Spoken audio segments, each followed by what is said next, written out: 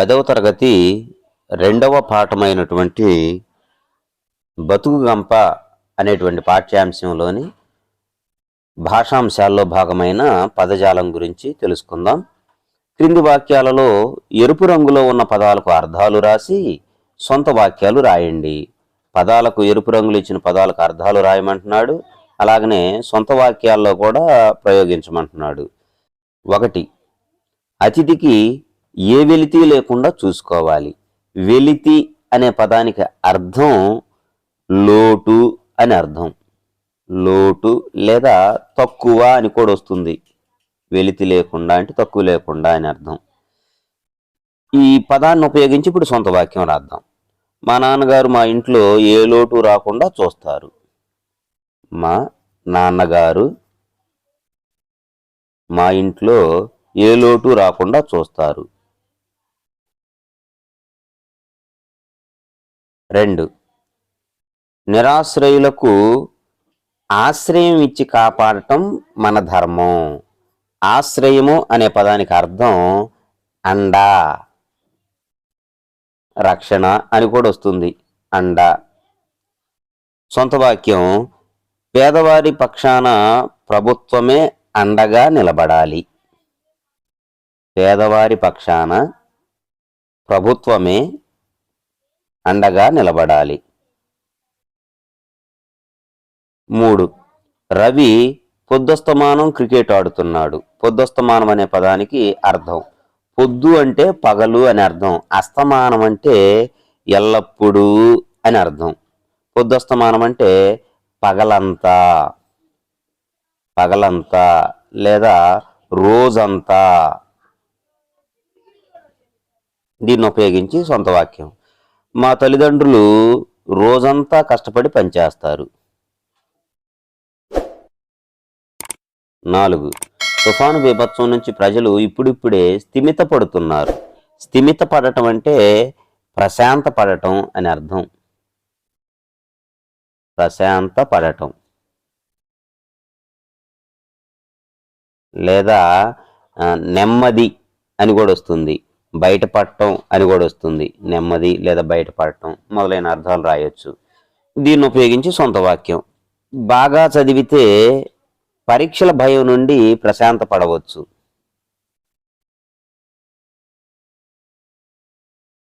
ఇచ్చినటువంటి పదానికి సరైనటువంటి అర్థంతో ఏ వాక్యమైనా రాయవచ్చు. ఎలాగైనా వాక్యాన్ని ఉపయోగించవచ్చు.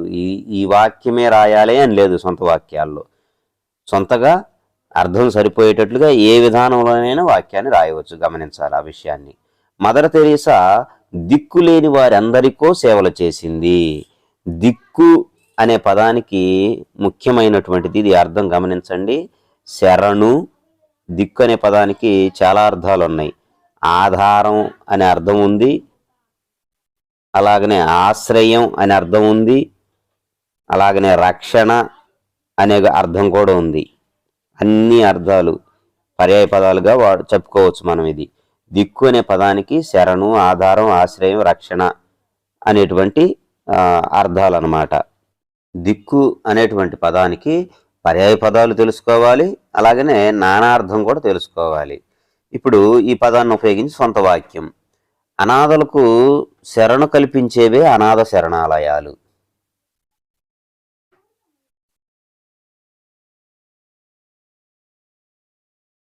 లేదా శరణు అని అన్నవారిని ఆశ్రయించాలి.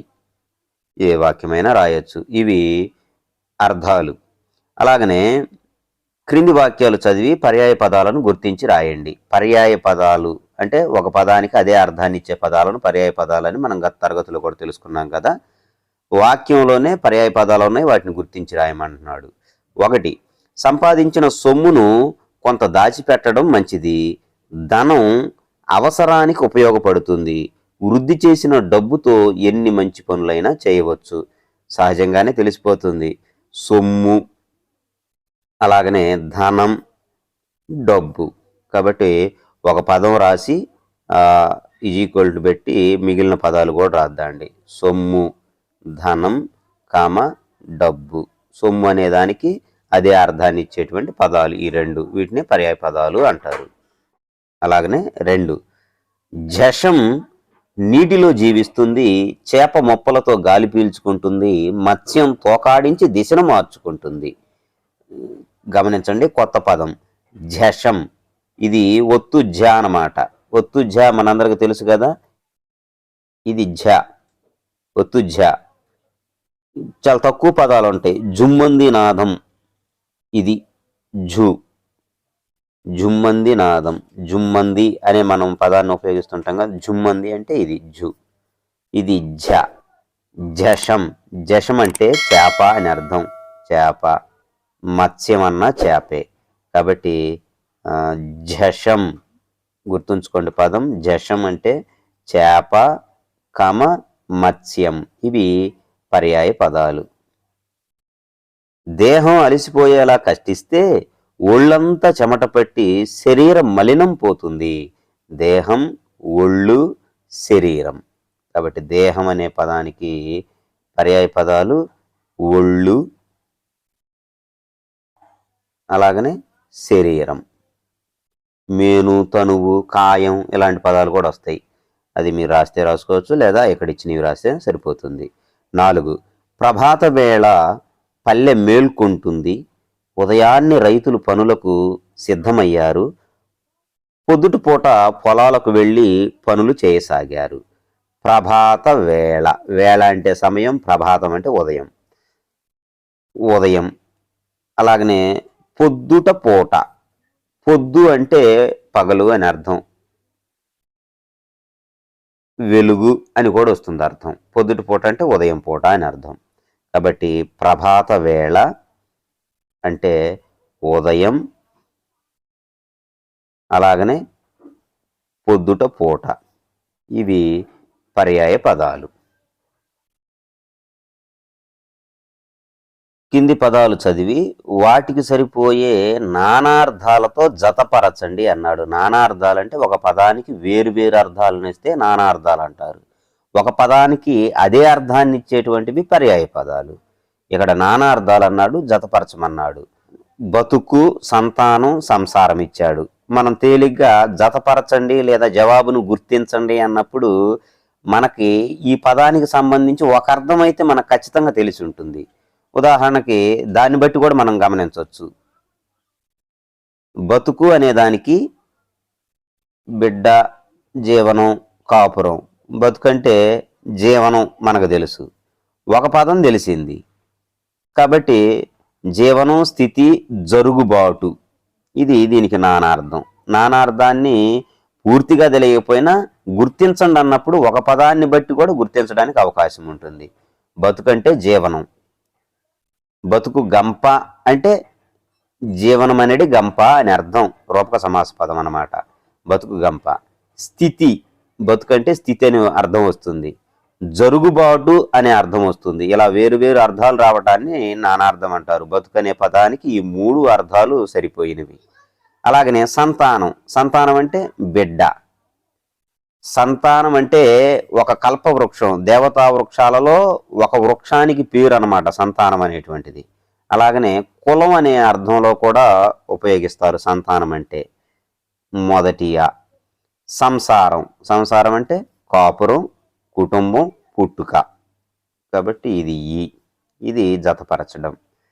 అలాగనే క్రింది ప్రకృతి పదాలకు సరైన వికృతి పదాలు వెతికి రాయండి అని ప్రకృతి పదాలు ఇక్కడ ఇవ్వటం జరిగింది, ఇక్కడ వికృతి పదాలు ఇవ్వటం జరిగింది. సరైన వికృతి పదాలు ఏమిటో రాయమన్నాడు. ముఖం, ముఖం అనే దానికి మోము, ఇది సరైన పదం. పంక్తి, పంక్తి అనే దానికి వికృతి పదం బంతి. వినే ఉంటాం మనం. పంక్తి అంటే అర్థం వరుస అని అర్థం. పంక్తి అంటే వరుస, వరుస అని అర్థం పంక్తి అంటే. పంక్తులు తీరి కూర్చున్నారు అంటే వరుసగా కూర్చున్నారు. పంక్తులు తీరి నిలబడ్డారు అంటే వరుసగా, అంటే లైన్గా నిలబడ్డారు అని అర్థం. పంక్తి ప్రకృతి, బంతి వికృతి. మరి బంతి పువ్వు అంటే ఏమిటి? బంతి అంటే ఏంటి? భోజనమనే? కాదు. బంతి బువ్వ అంటే వరుసగా కూర్చొని తినేటువంటి భోజనం అని అర్థం. బంతి అంటే పంక్తి అనే దానికి వికృతి పదం, వరుస అని అర్థం. బంతి అన్న బాలు కూడా కాదు. కష్టం, కష్టం అనేదానికి కస్తి, కష్టం అనేదానికి కస్తి. మూర్ఖుడు, మూర్ఖుడు అనేదానికి వికృతి పదం మొరకు, మొరకు అనేటువంటిది. మొరటు అని కూడా వస్తుంది, మొరటోడు అంటారు కదా. మూర్ఖుడు అనే పదానికి మొరకు అనేది వికృతి పదం. సుఖము, సుగము మామూలుగా వస్తుంది అంతే, సుగము. రాత్రి, రాతిరి, రాత్రి అనే పదానికి రాతిరి లేదా రేతిరి అని కూడా వస్తుంది, రేతిరి లేదా రేయి అని కూడా వస్తుంది, రేయి అన్న అదే. కాబట్టి ప్రకృతి వికృతులు, ప్రకృతులను తత్సమాలంటారు, వికృతులను తద్భవాలంటారు. ప్రకృతులకు తత్సమాలని, వికృతులకు తద్భవాలని పేరు. తత్సమాలంటే సంస్కృత భాషకు సమానమైనవి, తత్ సమం అని అర్థం. అంటే ప్రకృతి సంస్కృత భాషకు సమానమైన పదాలు అన్నమాట. వికృతులు తద్భవాలు, వాటి నుంచి పుట్టినవి తద్భవాలు అని అర్థం. మనం ఇంకా చక్కగా అర్థం అవటం కోసం చెప్పుకోవాలంటే ప్రకృతులేమో గ్రాంధిక భాషాపరమైనవి, అంటే పండితులు మాట్లాడేటువంటి భాషా విధానం ప్రకృతి. పామరులు, నిరక్షరాస్యులు, చదువులేనటువంటి గ్రామీణులు మాట్లాడేటువంటి భాషా విధానం వికృతి, అంతే. తర్వాత క్రింది జాతీయాలను వివరించి రాయండి అన్నాడు. జాతీయాలను వివరించమన్నాడు. వివరించండి అంటే ఏ సందర్భంలో ఉపయోగిస్తారో రాయమని అర్థం. సందర్భం అంటే ఆ జాతీయాన్ని ఎప్పుడు ఉపయోగిస్తారు అనేటువంటిది. ఈ జాతీయాన్నే పలుకుబడులు అని కూడా అంటుంటారు. కొండంత విషయాన్ని గోరంతగా చెప్పడం అన్నమాట. అలాంటి వాటిని జాతీయాలు అంటారు. అంటే పెద్దలు వారి గొప్ప అనుభవం నుంచి తెలియజేసినటువంటి పదజాలమే ఈ జాతీయ పదజాలం. ఇది ఎక్కువగా పద రూపంలోనే ఉంటుంది. జాతీయం సామెత అంటే వాక్య రూపంలో ఉంటుంది, కానీ జాతీయాలు మాత్రం పద రూపాల్లో ఉంటాయి. వీధి పాలు చేయు, వీధి పాలు చేయటం అంటే ఏమిటి? నిర్లక్ష్యం చేయటం అని అర్థం. నిర్లక్ష్యం చేయడం, నిర్లక్ష్యం చేయడం, లేదా దీనికి అనేక అర్థాలుగా చెప్పుకోవచ్చు. వ్యర్థం చేయటం కూడా అవుతుంది అన్నమాట. వీధి పాలు చేయటం అంటే వ్యర్థం చేయడం అనే సందర్భంలో ఈ జాతీయాన్ని ఉపయోగిస్తారు.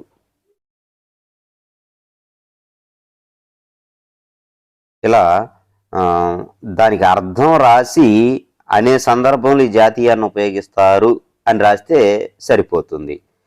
వివరించండి అన్నప్పుడు, సొంత వాక్యం రాయండి అన్నప్పుడు ఈ పదానికి అర్థంతో పాటుగా సొంత వాక్యం రాయాలి. ఉదాహరణకు సొంత వాక్యం రాయాల్సి వచ్చింది అనుకోండి. దీనికి ఎల్లమ్మ తన కుటుంబాన్ని వీధి పాలు కాకుండా జాగ్రత్త పడింది లేదా చూసుకుంది, అది సొంత వాక్యం. వివరించండి అంటే సందర్భం రాస్తే సరిపోతుంది. అలాగనే ఊపిరి పీల్చుకోను, ఊపిరి పీల్చుకోవటం అంటే ఒత్తిడి నుంచి విశ్రాంతి పొందటం అన్నమాట, లేదా ఒత్తిడి నుండి విశ్రాంతి దొరుకుట. ఒక గొప్ప ఒత్తిడి నుంచి అంటే ఎక్కువ ఒత్తిడి నుండి విశ్రాంతి దొరుకుట అనే సందర్భంలో ఈ జాతీయాన్ని ఉపయోగిస్తారు. ఇలా రాస్తే సరైన జవాబు. ఇది వివరించండి అన్నప్పుడు ఖచ్చితంగా జాతీయానికి అర్థం ఏమిటనే తెలియాలి. ఈ అర్థం అక్షర రూపంగా ఉండదు. ఇప్పుడు ఊపిరి పీల్చుకోను అంటే ముక్కు ద్వారా ఊపిరి పీల్చుకోవటం, అది కాదు దీని అర్థం. విశ్రాంతి తీసుకోవటం అని అర్థం అన్నమాట. అంటే ఎంతో ఒత్తిడిని అనుభవిస్తూ దాని నుంచి విశ్రాంతిని పొందితే, నెమ్మదిని పొందితే దాన్ని ఊపిరి పీల్చుకోను అంటారనమాట. ఇది వివరణ. ఇంతటితో బతుకు గంప అనే పాఠ్యాంశానికి సంబంధించిన పదజాలం వివరణ తెలుసుకున్నాం. బతుకు గంప ఈ పాఠంలోని వ్యాకరణ అంశాలకు సంబంధించిన విషయాలను గురించి తెలుసుకుందాం. క్రింది పదాలను విడదీసి సంధి పేరు రాయండి అన్నాడు. విడదీయమన్నాడు, సంధి పేరు రాయమన్నాడు. ఇక్కడ 4 పదాలు ఇవ్వటం జరిగింది. ఒకటి పుణ్యాత్ముడు, విషయమంతా, ఇంకెవరికి, ఉన్నదేదో. ఈ 4 పదాలను మనం జాగ్రత్తగా గమనిస్తే ఒక పదం ప్రత్యేకంగా ఉంది, 3 పదాలు ఒక విధానంలో ఉన్నాయి. ఏమిటో గమనించారు ఆ విషయాన్ని? పుణ్యాత్ముడు, విషయమంతా, ఇంకెవరికి, ఉన్నదేదో ప్రత్యేకంగా కనిపించే పదం ఇది. ఇది సంస్కృత సంధికి సంబంధించిన పదం. మిగిలిన 3 తెలుగు సందులకు సంబంధించిన పదాలు. పుణ్యాత్ముడు విడదీస్తే పుణ్య ప్లస్ ఆత్ముడు, పుణ్య ప్లస్ ఆత్ముడు. పుణ్య అనేటువంటి పూర్వపదం చివర ఆ ఉంది, ఇక్కడ ఆ ఉంది. కలిపినప్పుడు పుణ్యాత్ముడు దీర్ఘం వచ్చింది కనుక ఇది సవర్ణ దీర్ఘ సంధి. మనం గతంలో కూడా 9వ తరగతిలో చెప్పుకున్నాం. ఆ, ఈ, ఊ, రు అనేటువంటి వర్ణాలకు సవర్ణాచ్చులు అంటే అవే అచ్చులు అన్నమాట. ఆ, ఈ, ఊ, రు అవి మొదటివి కావచ్చు, రెండవి కావచ్చు, ఏవైనా పర్వాల. పరమైనప్పుడు వాటికి దీర్ఘాలు వస్తాయి అని చెప్పుకున్నాం. దాన్ని సవర్ణ దీర్ఘ సంధి అంటామని కూడా మనం గత తరగతిలో తెలుసుకున్నాం. పుణ్య ఆ ఉంది, ఆత్ముడు ఆ వచ్చింది, కలిపినప్పుడు పుణ్యాత్ముడు దీర్ఘం వచ్చింది. ఇక్కడ మొదటి ఆ రావచ్చు, రెండో ఆ రావచ్చు. అలాగనే ఈ 3 తెలుగు సందులకు సంబంధించిన ఉదాహరణ పదాలు. విషయమంతా, విషయమంతా మనం జాగ్రత్తగా తెలుగు పదాలను పలికే విధానంలోనే సంధిని కూడా విడదీయవచ్చు. విషయమంతా, విషయము ప్లస్ అంతా, విషయము ప్లస్ అంత. విషయము పూర్వస్వరంగా ఊ ఉంది. పూర్వస్వరం అంటే సంధిలో 2 పదాలు ఉంటాయి కదా, పూర్వపదము పరపదము. పూర్వపదం చివరి అక్షరంలో ఉన్న అచ్చుని పూర్వస్వరం అంటారు. పరపదంలోని మొదటి అక్షరంలో ఉన్న అచ్చుని లేదా మొదటి అక్షరం అచ్చుగా ఉంటే దాన్ని పరస్వరము అంటారు. స్వరం అంటే అచ్చు అని అర్థం. ఇక్కడ పూర్వస్వరం ఊ ఉంది కాబట్టి ఉత్వ సంధి. ఉత్వ సంధికే మరి ఒక పేరు ఉకార సంధి.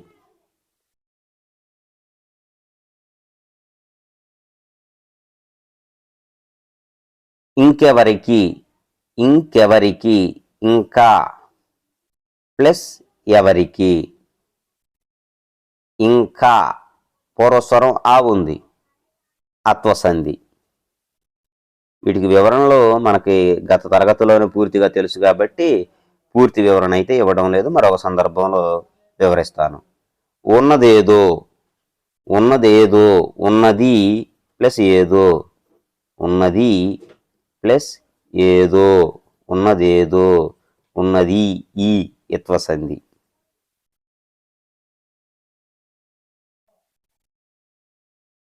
ఈ 3 సంధులను జాగ్రత్తగా గమనించవచ్చు. ఊ ఉంటే ఉత్వ సంధి, ఆ ఉంటే అత్వ సంధి, ఈ ఉంటే యత్వ సంధి. అలాగనే క్రింది పదాలు కలిపి సంధి పేరు రాయండి. పదాలను కలిపి రాయమంటున్నాడు, సంధి పేరు కూడా రాయమంటున్నాడు. పోదాము ప్లస్ అనుకుంటే, పోదామనుకుంటే, పోదామనుకుంటే.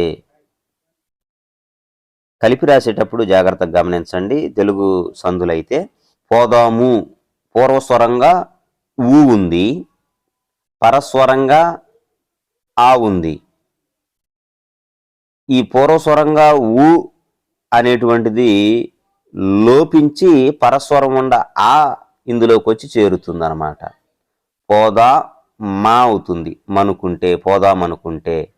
స్నానము ప్లస్ లు మనకు తెలుసు, చివరిలో లు లా నా అనే 3 అక్షరాలతో వచ్చేటువంటి సంధి లూలనల సంధి. స్నానము ప్లస్ లు, స్నానాలు. ఇక్కడ ఇందాకడది పోదాము ఊ ఉంది కదా, ఉత్వ సంధి. ఇది లు లా నల సంధి, లూలనల సంధి. పుస్తకము ప్లస్ లు, పుస్తకము ప్లస్ లు, పుస్తకాలు. దేశము ప్లస్ లు, దేశాలు. మనం గతంలో చెప్పుకున్నాం దీని గురించి సంపూర్ణ వివరణంగా. ఇక్కడ ము అనేటువంటిది కలిపినప్పుడు ము లోపిస్తుంది, దీని ముందున్న అక్షరానికి దీర్ఘం వస్తుంది అన్నమాట. స్నానము ప్లస్ లు అన్నప్పుడు ము లోపించి నాకు దీర్ఘం వచ్చి స్నానాలు అవుతుంది.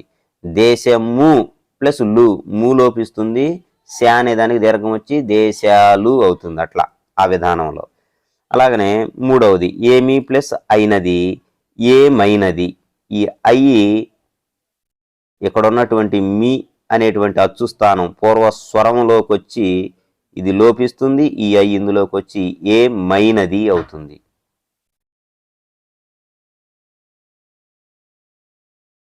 ఏమి ఈ ఉంది కాబట్టి ఇత్వ సంధి. అక్కడ ప్లస్ అక్కడ మనకు తెలుసు, ఇలా జంట పదాలు వచ్చినప్పుడు అక్కడక్కడ, అక్కడక్కడ, అక్కడక్కడ ఆమ్రేడిత సంధి. ఆమ్రేడిత సంధి. ఔరా ప్లస్ ఔరా, ఔరౌరా. ఆహా ప్లస్ ఆహా, ఆహాహా. అయ్యో ప్లస్ అయ్యో, అయ్యయ్యో. అట్లా. జీవితము ప్లస్ అంత. జీవితము ఊ ఉంది, ఉత్వ సంధి. జీవితము ప్లస్ అంత. జీవిత మా ఆ ఇందులోకి వస్తుంది కాబట్టి మా. జీవితమంత. జీవితమంత ఉత్వ సంధి. జీవితము ఊ ఉంది పూర్వస్వరంగా కాబట్టి ఉత్వ సంధి. అత్వ సంధి, యత్వ సంధి, ఉత్వ సంధిని చాలా తేలికగా గుర్తించవచ్చు, గమనించండి. ఇవి గతంలో అనేక సార్లు వివరం చెప్పుకున్నవే కాబట్టి 9వ తరగతిలో వీటిని పూర్తిగా నేను వీడియోలో వివరించట్లేదు. మరి ఒక సందర్భం వస్తే ప్రత్యేకంగా వాటిని మళ్ళా వివరిస్తాను. ఇవి సంధులు. క్రింది పదాలకు విగ్రహ వాక్యాలు రాసి సమాసం పేర్లు రాయండి అన్నాడు. ఏడో ఒక 5 సమాస పదాలు ఇచ్చాడు. అర్థవంతమైన 2 పదాల కలయికే సమాసం అని చెప్పుకున్నాం. ఇందులో కూడా సంధిలాగానే పూర్వపదం పరపదం ఏ విధంగా అయితే ఉంటాయో ఈ విధంగా పూర్వపదం అంటారు, దీన్ని పరపదం అంటారు. సమాసంలో అయితే మొదటి పదాన్ని పూర్వపదం అంటారు, రెండో పదాన్ని ఉత్తర పదం అంటారు. అది గమనించాలి. 10 రోజులు సంఖ్య వస్తే తెలుసు కదా, 10 అను సంఖ్య గల రోజులు. సంఖ్య పూర్వపదంగా వచ్చేటువంటి సమాసం ఏమిటి? ద్విగు సమాసం. ద్విగు సమాసం. కాళ్ళు చేతులు జంట పదాలు. 2 జంట పదాలు వస్తే అది ద్వంద్వ సమాసం అని తెలుసు మనకి. తల్లిదండ్రులు, అన్నదమ్ములు, అక్క చెల్లెళ్ళు ఇలాగనమాట. కాళ్ళుయును చేతులును ద్వంద్వ సమాసం. ద్వంద్వ సమాసం. గుర్తుంచుకోండి, రెండిటికి వ్యత్యాసం తెలుసుకోండి. సంఖ్య వస్తే అది ద్విగు సమాసం. జంట పదాలు వస్తే 2 జంట పదాలు వస్తే 1, 2 ఇట్లా కూడా గుర్తుంచుకోవచ్చు. ముద్దు గుర్తు. ద్వంద్వ 2 జంట పదాలు వస్తే అది ద్వంద్వ సమాసం అన్నమాట. తెల్ల ముఖం. ముఖం ఎలాగుంది? తెల్లగా ఉంది. తెలుపు, నలుపు, పులుపు, ఎర్రని, తెల్లని, నల్లని, లోతు, ఎత్తు, సన్నని, పొడవు ఇలాంటివన్నీ కూడా విశేషణాలు. మనం విశేషణాలకు సంబంధించి కర్మధారయ సమాసంలో విన్నాము, నేర్చుకున్నాము. తెల్ల ముఖము, తెల్లనైన ముఖము. తెల్ల ముఖం, తెల్లనైన ముఖం. ఇది విశేషణం. విశేషణం 1వ పదంలో ఉందా, 2వ పదంలో ఉందా అంటే పూర్వపదమా ఉత్తర పదమా? పూర్వపదం. కాబట్టి విశేషణం పూర్వపదంలో ఉంది కాబట్టి విశేషణ పూర్వపద కర్మధారయ సమాసం. కర్మధారయ సమాసం. విశేషణ పూర్వపద కర్మధారయ సమాసానికి ఉదాహరణ పదంగా దాన్ని చెప్పుకోవచ్చు. అలాగనే అసాధారణం. వ్యతిరేకార్థంలో వచ్చేవి. అధర్మం, అన్యాయం, అసాధారణం. సాధారణం కానిది అసాధారణం. ఇలా వ్యతిరేకార్థంలో వచ్చేటువంటి సమాస పదాలు దేనికి ఉదాహరణ? నన్ తత్పురుష సమాసానికి ఉదాహరణ. నన్ తత్పురుష సమాసం లేదా నైతత్పురుష సమాసం. జ్ఞాతత్పురుష సమాసం అని కూడా అంటుంటారు దీన్ని. చిన్న బిడ్డ. బిడ్డ ఎలాంటి వాడు? చిన్నవాడు. చిన్న అనేటువంటిది విశేషణం. పూర్వపదంలో ఉంది కాబట్టి విశేషణ పూర్వపద కర్మధారయం. చిన్న బిడ్డ, చిన్నదైన బిడ్డ. విశేషణ పూర్వపద కర్మధారయ సమాసం. నేను షార్ట్కట్లో రాశాను, గమనించండి. ఇక్కడ ద్వంద్వ సమాసం వచ్చినప్పుడు కాళ్ళు చేతులు అనేది కాళ్ళును అని రాయొచ్చు, యు లేకుండా. కాళ్ళును చేతులను, లేదా కాళ్ళు మరియు చేతులు, లేదా కాళ్ళు చేతులు 3 విధాలుగా రాయొచ్చు. మరి ఒక సమాసం ఇచ్చాడు. అవ్యయీభావ సమాసం చాలా చాలా ముఖ్యమైనది 10వ తరగతి పబ్లిక్ పరీక్షల దృష్ట్యా. అవ్యయీభావ సమాసం. క్రింది సమాస పదాలను వాటి విగ్రహ వాక్యాలను పరిశీలించండి. యథావిధి, విధి ఎట్లో అట్లు, ఇది విగ్రహవాక్యం. యథావిధి అనేదానికి విగ్రహవాక్యం. విధి ఎట్లో అట్లు. ఆబాల గోపాలం, బాలురు అంటే పిల్లలు, గోపాలురు అంటే పెద్దవాళ్ళు, అంటే చిన్న పిల్లల నుంచి పెద్దవాళ్ళు దాకా మొత్తం అందరూ అని చెప్పడానికి ఉపయోగించే పదం అన్నమాట. ఆబాల గోపాలం, బాలుర నుండి గోపాలుర వరకు, ఇది విగ్రహవాక్యం. అనువర్షం, వర్షమును అనుసరించి, ఇవి కాస్త ప్రత్యేకంగా ఉన్నాయి ఈ విగ్రహ వాక్యాలు, గమనించండి. అవ్యయీభావ సమాసానికి ఉదాహరణ పదాలు. వీటన్నిటిలోనూ పూర్వ పదాలు గమనిస్తే, పూర్వ పదాలు అంటే చెప్పుకున్నాం కదా, సమాసంలో 2 పదాలు ఉంటాయి, పూర్వపదము ఉత్తర పదము. పూర్వ పదాలు గమనిస్తే అంటే మొదటి పదం, మనం సమాసంలో పూర్వపదం ఉత్తర పదం అనేటువంటి 2 పదాలను ఎక్కడ గమనించాలి అంటే ఖచ్చితంగా సమాస పదాలలోనే గమనించాలి తప్ప విగ్రహ వాక్యాలలో గమనించకూడదు. అది ఏ సమాసమైనా గుర్తుంచుకోండి. సమాస పదంలో మాత్రమే పూర్వపదము ఉత్తర పదము 2 పదాలను గమనించాలి. విగ్రహ వాక్యంలో మనం పూర్వపదం ఇది ఉత్తర పదం ఇది అని ఇక్కడ గుర్తించకూడదు. వీటన్నిటిలోనూ పూర్వపదాలు గమనిస్తే అవి అవ్యయాలు అని గ్రహించవచ్చు. పూర్వపదాలు అవ్యయాలు. యథా, ఆ, అను, ఇవి అవ్యయాలు. మనకు తెలిసినటువంటి అవ్యయాలు సహజంగా భాషా భాగాల్లో వచ్చినాయి. నామవాచకం, సర్వనామం, క్రియా విశేషణం అవ్యయం. లింగవచన విభక్తుల చేత మార్పు చెందనవి అని చెప్పుకున్నాం. ఆహా, ఓహో ఇలాంటి పదాలు. అక్కడ ఇక్కడ కొన్ని ప్రత్యేకమైన అవ్యయాలు ఇచ్చాడు, గమనించండి. అను, యథ, ఆ, ప్రతి, స, పరి, అప, సహ, ఉప మొదలైనటువంటివి అవ్యయాలు, గుర్తుంచుకోండి. వీటితోనే ఈ అవ్యయీభావ సమాస పదాలు ఏర్పడతాయి. పరీక్షల దృష్ట్యా చాలా చాలా ముఖ్యమైనది, గమనించాలి. ఇక్కడ పూర్వపద ప్రాధాన్యం ఉంటుంది. అంటే సమాసంలో ఉన్న 2 పదాలలో మొదటి పదానికి ప్రాధాన్యం ఉంటుంది. పూర్వపద ప్రాధాన్యం కలిగినది అవ్యయీభావ సమాసం. ఉత్తర పద ప్రాధాన్యం కలిగినది తత్పురుష సమాసం. 2 పదాలు ప్రాధాన్యం కలిగినది ఇందాక చెప్పుకున్నాం మనం ద్వంద్వ సమాస పదాన్ని. కాళ్ళు చేతులు, కాళ్ళుయును చేతులను 2 పదాలకు ప్రాధాన్యం, అది ద్వంద్వ సమాస పదం. పూర్వపదం అయితేనేమో అవ్యయీభావం, ఉత్తర పద ప్రాధాన్యం అయితేనేమో తత్పురుష సమాసం.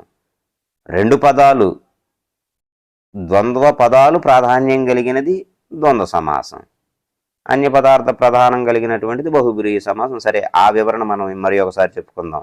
లింగవచన విభక్తులు లేని అవ్యయం పూర్వపదంగా ఉంటుంది. ఈ సమాసమును అవ్యయీభావ సమాసం అంటారు. వీటికి విగ్రహ వాక్యాలు తప్పనిసరిగా గుర్తుంచుకోవలసినవే. అలాగనే ఇక్కడ కొన్ని ఉదాహరణలు ఇచ్చాడు, గమనించండి. ఈ ఉదాహరణలకు విగ్రహ వాక్యాలను రాయండి అన్నాడు.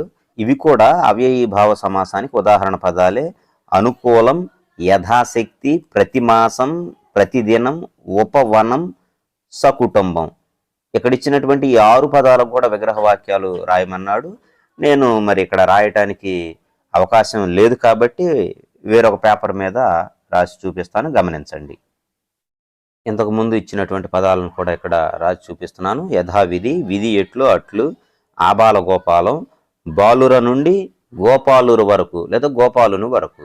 అనువర్షం, వర్షమును అనుసరించి. అనుకూలము, కోలంను అనుసరించి, కోలంను అనుసరించి. కోలం అంటే ఒడ్డు అని అర్థం. యథాశక్తి, శక్తిని అతిక్రమింపక, శక్తిని అతిక్రమింపక అని రాయొచ్చు, లేదా శక్తిని అనుసరించి అని కూడా రాయొచ్చు. శక్తిని అనుసరించి, ఇది మరి ఒక విగ్రహ వాక్యం. ఇంకొక విగ్రహ వాక్యం కూడా రాయొచ్చు, శక్తి ఎంతో అంత. 3 రకాల విగ్రహ వాక్యాలు దీనికి రాయవచ్చు. శక్తిని అతిక్రమింపక సరైనదే, శక్తిని అనుసరించి సరైనదే, శక్తి ఎంతో అంత. ఈ విధంగా రాయొచ్చు. యథావిధి కూడా అంతే, విధి ఎట్లో అట్లు, లేదా విధిని అనుసరించి అలా కూడా రాయొచ్చు. ప్రతిమాసం, మాసం కమ మాసం, ప్రతిమాసం. ప్రతిదినం, దినము కమ దినము, దినము కమ దినము, ప్రతిదినం. చెప్పుకున్నాం కదా, యథ, ప్రతి, ఉప, సా, అను, ఆ ఇవి అవ్యయాలు అని చెప్పుకున్నాం. అవ్యయం పూర్వపదంగా కలిగినటువంటి సమాసం, అవ్యయీభావ సమాసం. ఉపవనం, ఉపవనం, వనమునకు సమీపం. ఉప అంటే సమీపం అని అర్థం. సకుటుంబం, కుటుంబంతో. ఇవి అవ్యయీభావ సమాస పదాలు. ఇవన్నీ కూడా సమాస పదాలు, ఇవన్నీ కూడా విగ్రహ వాక్యాలు. విగ్రహ వాక్యం అంటే వివరణ అని అర్థం అన్నమాట. ఈ సమాసాన్ని పరీక్షల దృష్ట్యా ముఖ్యమైనదిగా భావించాలి. మరి ఒకటి అలంకారం, చేకానుప్రాస అలంకారం. చేకానుప్రాస అలంకారం మనం గత తరగతిలో కూడా విన్నాం. శబ్దాలంకారాల్లో ఇదొకటి. అనుప్రాస అలంకారాలలో భాగమైనది. వృత్యానుప్రాసం, చేకానుప్రాసం, లాటానుప్రాసం, అంత్యానుప్రాసం, ఇలా అనుప్రాస అలంకారాల్లో ఒకటి చేకానుప్రాసం. చేకము అంటే జంట అని అర్థం. చేకము అనే పదానికి అర్థం జంట. ఇక్కడ 2 ఉదాహరణలు ఇచ్చాడు, గమనిద్దాం. నీటిలో తేలు తేలుతుంది, నీటిలో తేలు తేలుతుంది. ఈ 7 రోజుల పాటు వ్రతం చేయాలి. ఈ 7 రోజుల పాటు వ్రతం చేయాలి. పై వాక్యాలను పరిశీలిస్తే ఇందులో చేకానుప్రాస అలంకారం ఉంది. ఎందుకంటే తేలు తేలు 7 7 అనే సమాన అక్షరాలు ఉన్న పదాలు. జాగ్రత్తగా గమనించండి. సమాన అక్షరాలు ఉన్న పదాలు పక్క పక్కనే అర్ధభేదంతో ఉన్నాయి కనుక. మనం గతంలో చెప్పుకున్నాం చేకానుప్రాస అలంకారం గురించి. ఒకసారి లక్షణాన్ని గమనిద్దాం. సమాన వర్ణాలు గల పదాలు అర్ధభేదం కలిగి వెంటనే అవ్యవధానంగా, అవ్యవధానం అంటే వెంటనే అని అర్థం. అంటే ఇంగ్లీష్లో గ్యాప్ లేకుండా అంటాం కదా. వ్యవధానం అంటే గ్యాప్, అవ్యవధానం అంటే గ్యాప్ లేకుండా, ఖాళీ లేకుండా వెంటనే ప్రయోగించబడితే దానిని చేకానుప్రాస అలంకారం అంటారు. చేకులు అంటే పలుకులలో కమ్మదనం ఎరిగిన పండితులు అని అర్థం. చేకము అంటే జంట, ఇందాకనే చెప్పుకున్నాం. మీకు తేలిగ్గా అర్థం అవ్వాలంటే ఒక్కసారి గమనించండి. నీటిలో తేలు తేలుతుంది, ఇక్కడ ఒకే పదం వచ్చింది. సమాన అక్షరాలు కలిగిన పదం, 2 అక్షరాలు 2 అక్షరాలు, ఒకే పదం తేలు తేలు, వెంటనే వచ్చినాయి. దాన్నే అవ్యవధానం అన్నారు. గ్యాప్ లేకుండా ఈ తేలు అనే పక్కనే అదే పదం మళ్ళా వచ్చింది. అర్థంలో భేదం ఉంది. ఎలా? నీటిలో తేలు, తేలు అంటే ఇక్కడ వృచ్చికం, కుట్టేటువంటి స్వభావం కలిగినటువంటి దాన్ని తేలు అంటాం కదా. నీటిలో తేలు తేలుతుంది, ఎక్కడ తేలు అంటే కుట్టేది, ఎక్కడ తేలుతుందంటే నీళ్ల మీద పైన తేలియాడుతుంది అని అర్థం. ఒకే పదం వెంటనే వచ్చింది, అర్థంలో భేదం ఉంది కనుక ఇది చేకానుప్రాస అలంకారం. ఈ 7 రోజుల పాటు వ్రతం చేయాలి. ఈ 7 ఇక్కడ 7 అంటే సంవత్సరం అని అర్థం. ఈ సంవత్సరం 7 రోజుల పాటు అంటే 7 దినాల పాటు, 7 days అంటాం కదా ఇది. కాబట్టి ఒకే పదం వెంటనే వచ్చింది, అర్థంలో భేదం ఉంది. ఇలా వస్తే దాన్ని చేకానుప్రాస అలంకారం అంటారు. క్రింది వాక్యాల్లో ఉన్న అలంకారాన్ని గుర్తించి లక్షణం రాయండి అన్నాడు. అలంకారం గుర్తించమన్నాడు, లక్షణం రాయమన్నాడు. లక్షణం అంటే ఇదిగో ఇది. ఇందులో ఉన్న అలంకారాన్ని గమనిద్దాం. గోరు వంక వంక చూసెను.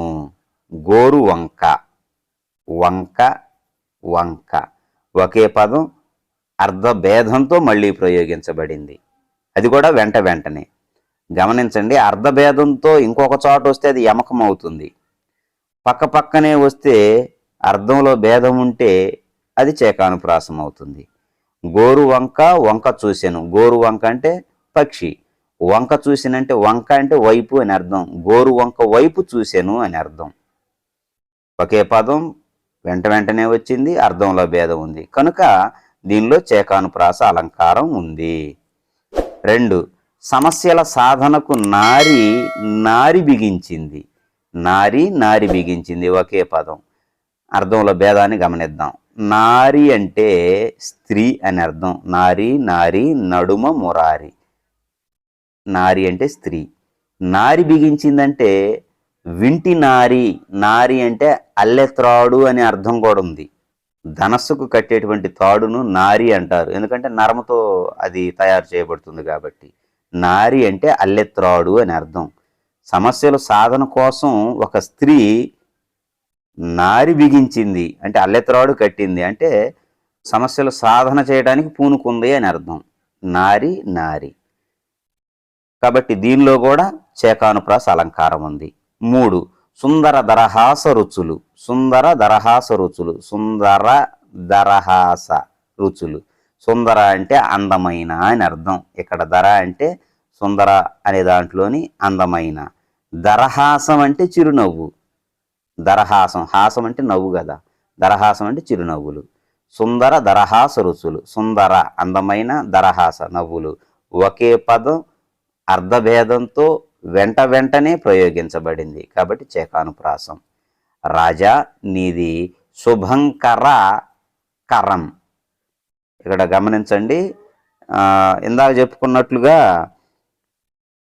సమాన వర్ణాలు గల పదాలు. ఇక్కడ సమాన వర్ణాలు కాదు, కర అంటే 2 వర్ణాలే. ఇక్కడ కరం అంటే 0తో కూడిన వర్ణం ఉంది కాబట్టి ఇది సమానమైన వర్ణంగా భావించబడదు.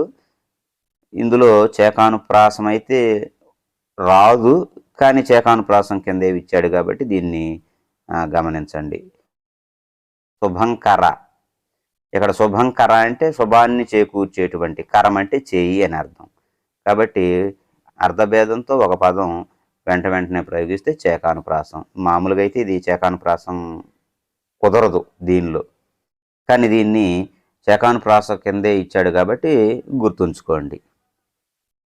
5 ఆ కొమ్మ వంచి పూలు కోసెను. ఆ కొమ్మ మనకు తెలుసు, కొమ్మ అనే పదానికి పర్యాయ పదాలు నానార్థాలు చదువుకునేటప్పుడు కొమ్మ అనే పదం స్త్రీ అనే అర్థంలో కూడా ఉపయోగిస్తారు. కొమ్మ వంచి అంటే చెట్టు కొమ్మ అన్నమాట. ఇక్కడేమో ఆ కొమ్మ అంటే ఆ స్త్రీ, కొమ్మ వంచి చెట్టు కొమ్మను వంచి పూలు కోసెను. కొమ్మ వెంటనే అర్థంలో భేదం, చేకానుప్రాసం. ఇవన్నిటిలో కూడా 5 కూడా చేకానుప్రాస అలంకారం కలదు. లక్షణం రాయమన్నప్పుడు 5 ఇదే లక్షణం. సమాన వర్ణాలు గల పదాలు అర్ధభేదం కలిగి వెంటనే ప్రయోగించబడితే దాన్ని చేకానుప్రాస అలంకారం అంటారు.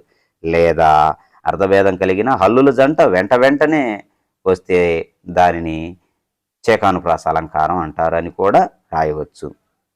ఒక ఉదాహరణ రాస్తాను, గమనించండి. ఆయనది నది పక్కన ఇల్లు. ఆయనది అంటే ఆ వ్యక్తిది, నది ప్రక్కన నది తెలుసు కదా. ఆయనది నది. ఒకే పదం ప్రక్కనే వచ్చింది, అర్థంలో భేదం ఉంది కాబట్టి ఇది చేకానుప్రాస అలంకారానికి ఉదాహరణ. నీకు 100 వందనాలు. నీకు 100 వందనాలు మనం గత సంవత్సరంలో చెప్పుకున్నాం. నీకు 100 వందనాలు. 100 వందనాలు. 100 నీకు 100 అంటే ఇక్కడ 100 అని అర్థం.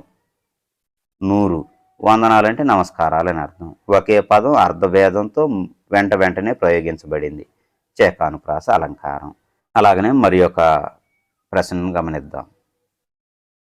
క్రింది కర్తరి వాక్యాలను కర్మణీ వాక్యాలుగా మార్చి రాయండి అన్నాడు. కర్తరి వాక్యాలను కర్మణీ వాక్యాలు. కర్త ప్రధానంగా కలిగింది కర్తరి, కర్మ ప్రధానంగా కలిగింది కర్మణి.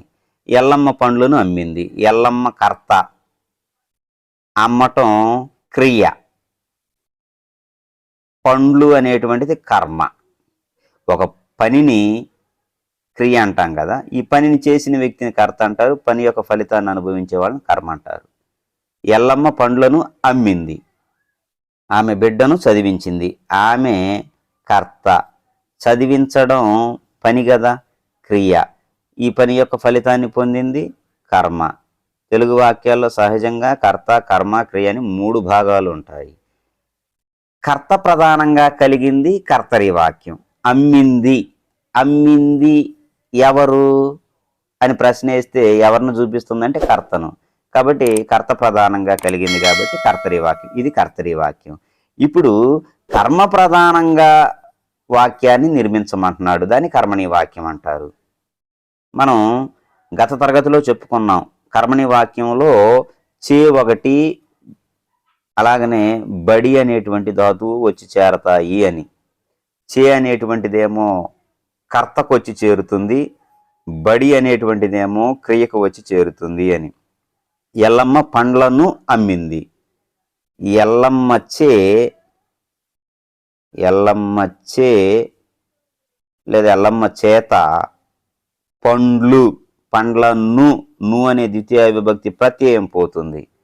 ఎల్లమ్మచే పండ్లు అమ్మబడ్డాయి. ఏంటి అమ్మబడ్డాయి? పండ్లు. పండ్లు అనేది కర్మ కాబట్టి కర్మ ప్రధానంగా ఉంది కాబట్టి ఈ వాక్యం కర్మణి వాక్యం. జాగ్రత్తగా గమనించండి. కర్త పక్కన చేత అనేటువంటి తృతీయ విభక్తి ప్రత్యయం వస్తుంది. చేతం చేన్ తోడంతో తృతీయ విభక్తి. అలాగనే క్రియకు బడి అనే ధాతువు చేరుతుంది. కర్తరి వాక్యంలో కర్మ పక్కన ఉన్నటువంటి ద్వితీయ విభక్తి ప్రత్యయం ఇక్కడ లోపిస్తుంది. ఇలా రాయొచ్చు, లేదా పండ్లు ఎల్లమ్మ చేత అమ్మబడ్డాయి అని రాయొచ్చు. ఎలా రాసినా రైటే. ఆమె బిడ్డను చదివించింది. ఆమె చేత బిడ్డ చదివించబడింది. ఆమె చేత అని రాసిన, చే అని రాసిన ఒకటే. డాక్టరు వైద్యం చేశాడు. డాక్టరు చేత వైద్యం చేయబడింది. లేదా కర్మను ముందైనా రాయొచ్చు. వైద్యం డాక్టరు చేత చేయబడింది. చేయబడింది ఏమిటి? వైద్యం. కర్మను చూపిస్తుంది కాబట్టి ఇది కర్మణి వాక్యం. అతడు కండక్టర్ ఉద్యోగం చేశాడు. అతడి చేత కండక్టర్ ఉద్యోగం చేయబడింది. లేదా కండక్టర్ ఉద్యోగం అతడు చేత చేయబడింది. ఎలా రాసినా ఒకటే. కండక్టర్ ఉద్యోగం అతడి చేత చేయబడింది. వారు పిల్లవాడిని కాపాడారు. వారి చేత పిల్లవాడు కాపాడబడ్డారు. నీ అనేటువంటిది పోతుంది, ద్వితీయ విభక్తి ప్రత్యయం. వారి చేత పిల్లవాడు కాపాడబడ్డాడు.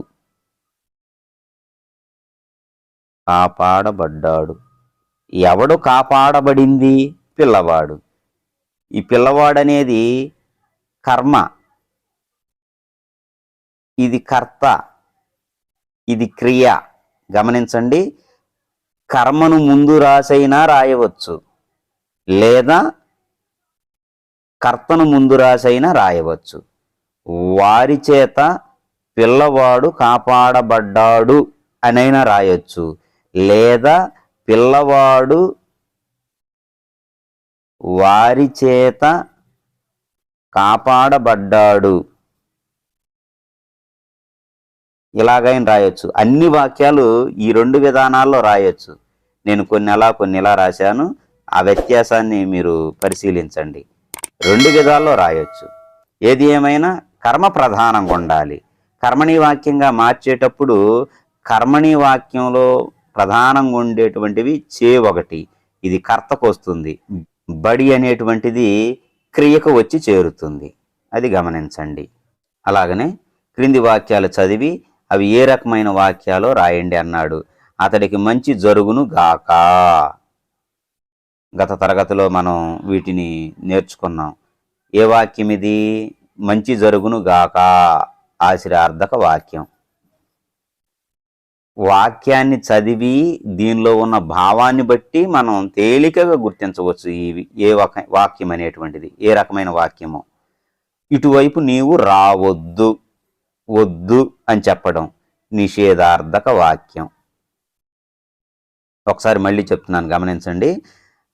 అతడికి మంచి జరుగునుగాక ఆశీర్వాదక వాక్యం అన్నమాట. నీకు దీర్ఘాయుషు కలుగునుగాక, అష్టైశ్వర్య సిద్ధి ప్రాప్తిరస్తు, ఆయురారోగ్య సిద్ధి ప్రాప్తిరస్తు, ఇలాగ ఆశీర్వచనాలను తెలియజేసేవి ఆశీర్వాదక వాక్యాలు. ఇటువైపు నీవు రావద్దు, టీవీ చూడవద్దు, అల్లరి చేయవద్దు, ఇలా ఒక పనిని చెయ్యవద్దు అని నిషేధిస్తే దాన్ని నిషేధార్థక వాక్యాలు అంటారు. ఎల్లమ్మ ఆ పని చేయగలదు, ఒక వ్యక్తి యొక్క సామర్థ్యాన్ని తెలియజేసేటువంటి వాక్యాలు ఇవి సామర్థ్యార్థక వాక్యాలు.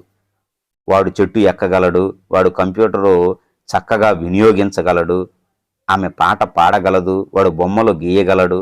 ఇలా ఒక పని, ఏదైనా ఒక పని ఒక వ్యక్తి యొక్క సామర్థ్యాన్ని, అతనుకున్న నైపుణ్యాన్ని తెలియజేసేటువంటి, ఆమె వంట బాగా చేయగలదు, సామర్థ్యం. కాబట్టి ఇలాంటి వాక్యాలన్నీ కూడా సామర్థ్యార్థక వాక్యానికి ఉదాహరణలు. మీరు మా ఇంటికి రావచ్చు, అనుమతి ఇవ్వటం అన్నమాట. కాబట్టి అనుమత్యర్థక వాక్యం అంటే ఒక పనిని చేయటానికి అనుమతిస్తే దాన్ని అనుమత్యర్థక వాక్యం అంటారు.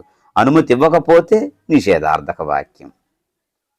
10 రోజులుగా నీవు ఎక్కడికి వెళ్ళావు? ప్రశ్నార్థక వాక్యం ఇందులోనే ఉంది. ప్రశ్నార్థక వాక్యం. అందరూ బడికి వెళ్ళండి, ఆర్డర్. గుర్తుంచుకోండి, ఆర్డరు విధిగా చెయ్యాలి అని చెప్పేటువంటి వాక్యాలు విద్యార్థక వాక్యాలు అంటారు వీటిని. విద్యార్థక వాక్యం. అక్క చెప్పేది విను, మీరు నిలబడండి, అందరూ బడికి వెళ్ళండి, ఇలా విద్యార్థక వాక్యాలు అంటారు. మనం గత తరగతిలో వీటిని క్షుణ్ణంగా నేర్చుకున్నాం కాబట్టి ఒకసారి వాటిని కూడా మీరు పరిశీలించండి. ఇంతటితో 2వ పాఠానికి సంబంధించినటువంటి వ్యాకరణాంశాలన్నీ కూడా పూర్తి చేయబడ్డాయి. తర్వాత వీడియోలో 3వ పాఠాన్ని గురించి తెలుసుకుందాం.